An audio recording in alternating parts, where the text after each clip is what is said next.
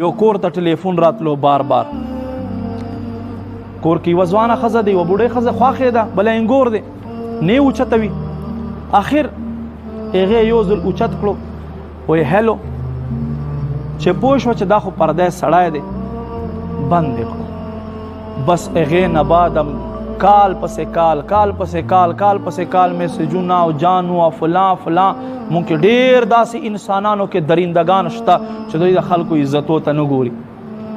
نو بس خواښې هم هسې لږ د ډېر چیړ ساتي خپل انګور سره. اره یوه داسې نه خو یوه نیمه چې کله زوی راغی، نن سویمه ورځ د بچا د تا ښځې ته خو بار بار ټلیفونونه ځي راځي، بار بار ټلیفونونه ځي راځي. هغه یې هم راپورته کړو. بدګماني دی که نه، بدګماني څنګه خورېږي.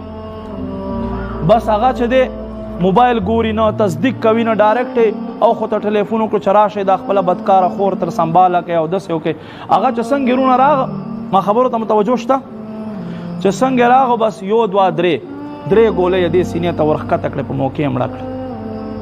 زمونږ عزت دې واخیستلو، ته مونږ سره داسې کوې، ته داسې ښځه یې. د دې ښځې 3 اولادونه وو. دا یسیر شول. چا کم رور اوویشته هغه لاړو جیل ته. بهر ملک کې یو ورور هغه خبر شو چې زما خور لاړه، ما یو ورور جیل ته لاړو. څنګه چل دی؟ لاړو دفتر ته، پوره کال ډیټه هر څه یې راوباسل چې دې نمبر نه دومره ټلیفونونه راغلي دي او دې غریب یو ځل اوچت کړی او صرف هیلو یې ورته کړی، دا ګناه. هغې باوجود دا بدګماني دا سلسله پیلاو شوه چې دا لاړه، دی هم لاړه.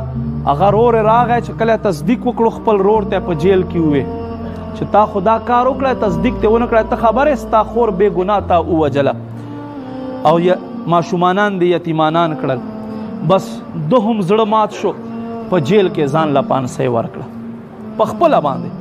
د ده هم کور وران شو، 3 اولادونه یې ده پاته شو یتیمانان او 3 د خور پاته شو. څه شی بیج تخم له کوم ځای نه راپورته شو؟ د بدګمانۍ. یاد وساتئ بدګماني کول حرام دی، حرام. ځان ته ساتئ.